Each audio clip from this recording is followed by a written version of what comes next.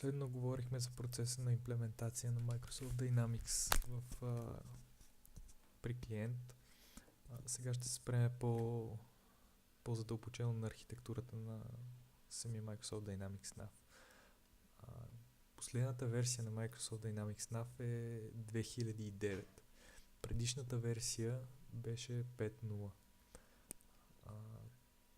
Преди 2009 реално приложението беше двуслойно. Имаше един клиент, който се закача директно, който изпълнява бизнес логиката и се закача директно към база данни.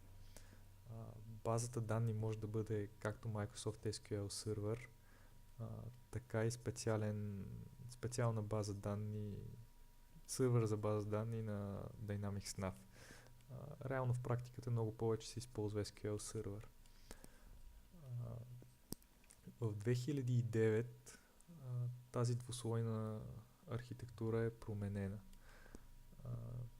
Реално продължава да съществува стария начин на връзване, чрез така наречения Classic клиент. Между другото, той е по-мощен. Реално, ако се разработва софтуер, той се разработва през този Classic клиент. Новото в 2009 е разделянето на 3 слоя. Между клиента, той се нарича вече Role-Tailored клиент, има Microsoft Dynamics NAV сервер. Този сервер изпълнява бизнес логиката а самите клиенти се връзват към него. Той е директно свързан към базата данни. Както казах, в 2009 старата възможност е запазена, но е добавена и нова. Този сервер предлага възможност за интеграция на веб сервиси. Тоест, ако пишеме някакви приложения, които се интегрират с Microsoft Dynamics NAV, най-вероятно един от най-добрите варианти е да ползваме този Dynamics NAV сервер. Така ще демонстрирам двата клиента. Когато инсталираме компютъра, първо ще покажа Classic клиента.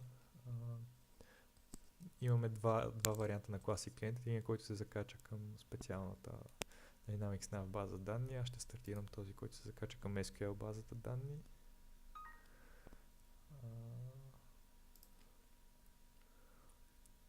Така изглежда Classic клиента. Като едно бизнес приложение, графиката не е особено шарена, но предоставя доста изчистен изглед върху функционалността.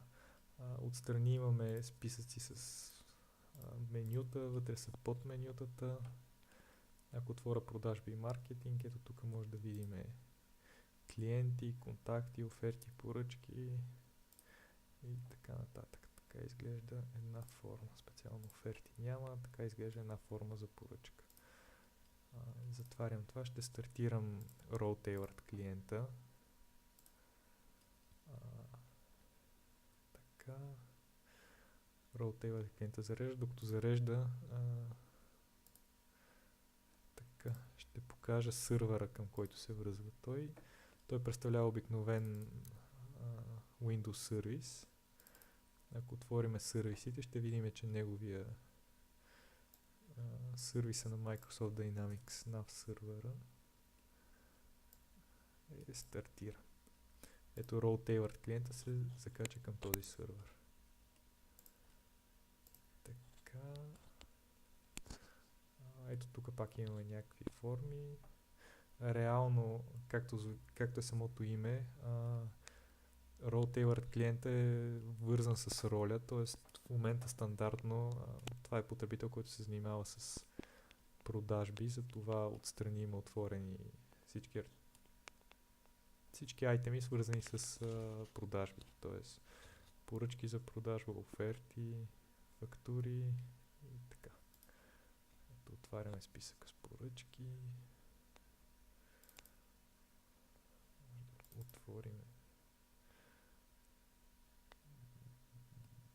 поръчката и така. Така изглежда една поръчка в Role-Tailored клиент.